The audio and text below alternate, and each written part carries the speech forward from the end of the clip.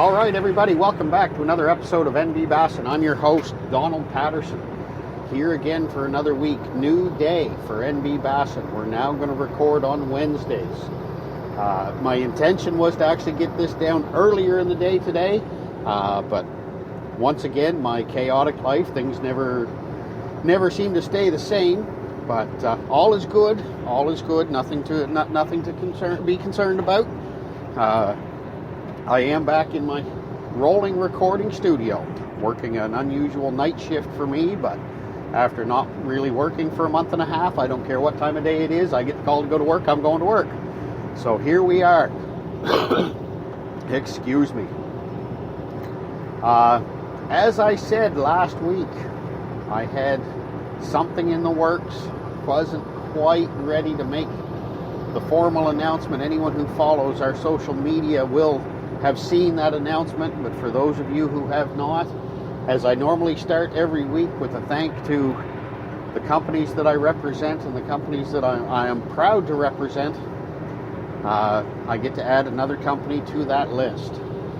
So my usual list, or as it's been for a while now, Fish Bum Outfitters, Southern Yankee Baits, War Dog Lures, Northern Michigan Outfitters, the Hooked on Canadian Angling Media Group, and now I get to add to that list again, Carrot Sticks.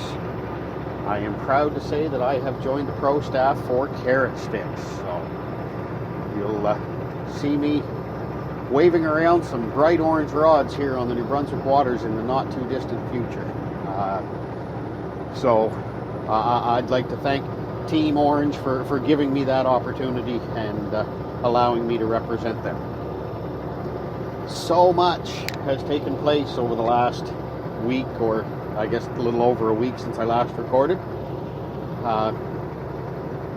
The big thing here in New Brunswick, the NBSFA Nakowick Open.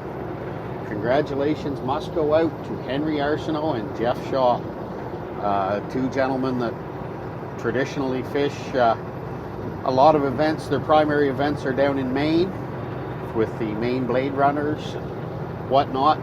Both New Brunswick natives, just have opted to take the largemouth route down in Maine for a change of pace the last few years. Well, every now and then they decide they want to go jacking some smallies, and they do it in fine style. So Henry and Jeff, congratulations to you. I wish it was my own name that I was throwing out there, but as many of you have heard me say, it's just fishing, and you have to have priorities. And I was made put my money where my mouth is, so to speak, Sunday morning. The Nakowick Open is a 2-day event. Now, yes, Jason and I had a rough start on day one, but we put a 5-fish limit in the boat. The weight wasn't where we wanted it to be, but we put 5 in the boat. There's still lots to shoot for on day 2. There's Big Bag day 2, Lunker day 2. There's some, there's still some money on the line, even if you haven't had a great start to the weekend. So we were out and we were basically spot hopping, exploring water that we weren't overly familiar with, just trying to find something that was going to work. And we put a decent fish in the boat. We were fishing that same general area for a few minutes, and my phone rings. And nobody calls me during tournaments. I carry my phone for emergencies, but nobody calls me during tournaments. Everybody knows where I am.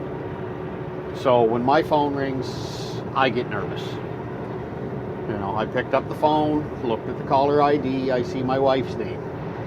Definitely not a good sign.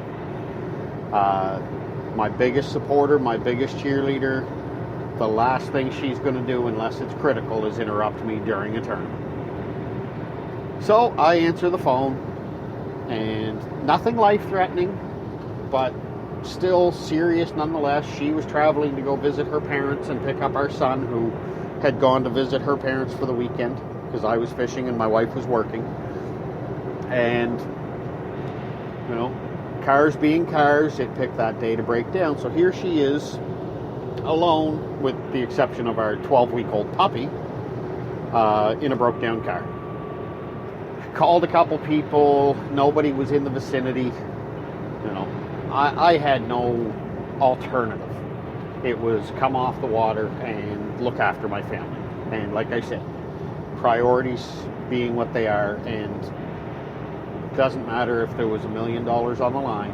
Well, you know, I'm sure she would have sat in the car a little while longer if there'd been $1 million on the line. But, you know, all jokes aside, you know, my family is more important than putting a couple fish in the live well. So Jason and I called it a day. Tipped our hat to the competitors. You know, went in, saw the tournament officials, and we loaded up and we left. Not the way we wanted our season to, or our season. God, I hope it's not the way our season ends. Not the way we wanted our weekend to end, but it's just one of those things. It's just part of life. So I'm happy to say that my wife is safe, the puppy is safe, the car is home in our dooryard, and I haven't got so frustrated that I've set it on fire yet. So I shouldn't say that now. Something will happen, it'll accidentally burn, and I'll get blamed. But anyways, the Nakawik 2-day phenomenal event, amazing turnout. I'm not sure of an actual final number of boats that actually launched. I believe there was 57 or 58. I know there was one motor that cooked right on takeoff. There was some issues. Nothing, like I say, nothing that isn't. I'm not going to say. Luckily, it's not commonplace, but there was a rash of mechanical issues over the 2 days. A number of people suffered significant breakdowns. You know, lower units, blown motors.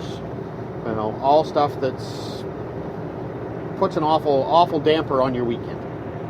So, mid-50s, I will say, boats, 55-ish, which is a great turnout.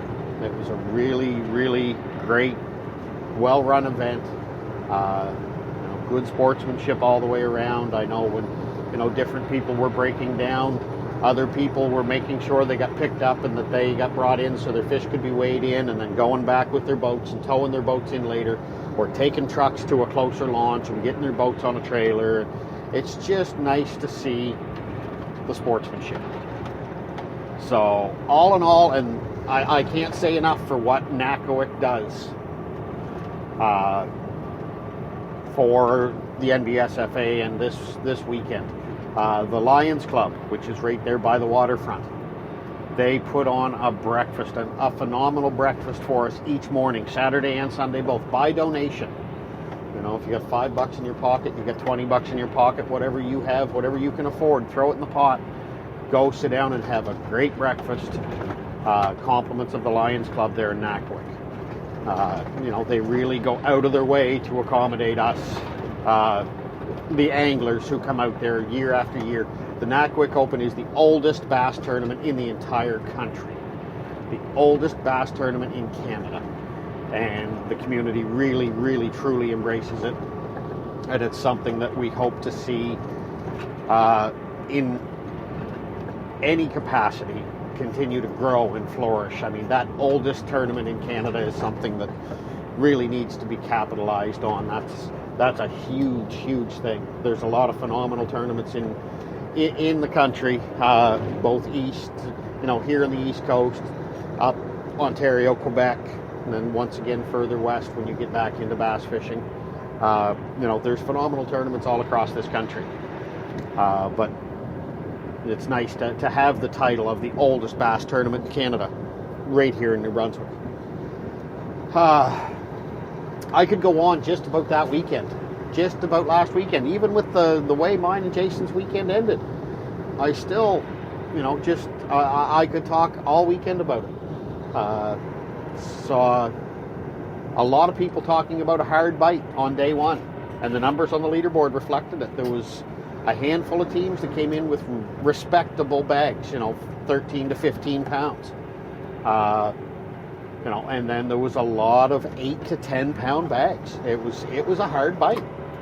And you know, Sunday, once I did see the leaderboard, once I saw some pictures of it, they don't get posted online because, of course, unfortunately, I wasn't there.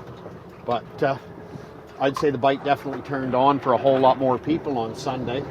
There was a whole lot more bags, from the 10 pounds and up range. So either that or there was a whole lot more guys that just figured out that what they did day one didn't work, and they went back to school and they taught themselves all over again on day two to find out what they really needed to do. So, but anyways, hats off to the organizers, the community, and all the anglers who participated in Nakwik. All in all, it was a great weekend, great tournament, great time. Here in New Brunswick, we are now giving our smallies a little bit of a rest. The spawn is on. Let them take it easy. Let them do their thing. And we'll get back to tournament fishing for smallmouth here early July. Actually, the first weekend in July, we host a kids tournament where we launch out of the town of Oromocto, and we take kids out on the water just for 4 hours, 8 till noon, and give them a chance to try their hand. And we do multi-species for that one. Prizes for each category. Just a good way to introduce younger people to the sport of angling and tournament angling specifically. And then the weekend after that, second weekend, we are back in full swing with an NBSFA series event, once again out of the town of Oromocto, which is lower St. John River, massive body of water, and normally a pretty competitive event. You've got to put some good weight in the bag because there's good fishing in the area. So, but before we there's a lot going on before we get to the first couple weekends in July. This weekend, huge weekend here in New Brunswick. The Miramichi Striper Cup. We have talked about this in passing before. Mr. Jeff Wilson and the representatives from the city of Miramichi and all of the sponsors that have come together to put that together is just phenomenal. Just last week, Jeff was up there recording a TV show for Fins and Skins with Henry Wachuk. He came to the Miramichi and recorded an episode up there, so you'll have to keep an eye out on TSN for that. TSN and Fox, I do believe it is in the U.S. I believe Ben Wu out of Quebec is coming down this week to film French language programming. And I believe Ben is actually hanging around himself to participate in the event. So, Ben, on the off chance you get to hear this, welcome to New Brunswick. I hope you enjoy your visit. When I get a chance, I'm going to go back on Facebook. If I had thought of this earlier, I would have shared this video to our Facebook page sooner. I saw a video online last night posted on a New Brunswick-based angling Facebook group. Just an angling enthusiast group. Somebody with a waterproof camera, or GoPro, doesn't matter what brand it is, had it on a net, a pole, something, and he stuck it under the surface of the Miramichi River. And it was one of the most spectacular sights I have ever seen. Tens, if not hundreds of thousands of striped bass just going everywhere. They are in their spawning season as well. They spawn differently. They spawn in the water currents where smallmouth, largemouth bed down. Stripers spawn up in the water column and let the water currents carry the egg and the semen and mix everything together, and let the water do the work for them. So they stay up high in the water column while they're doing their spawn, and they actually feed during their spawn. So when you get that, you could practically walk across the river on the backs of these fish. It's just phenomenal. And I have no idea. I know Jeff's busy. I wish I had taken the opportunity to shoot him a quick text or give him a quick call to see if he's got a ballpark number of boats registered for this weekend. But it has turned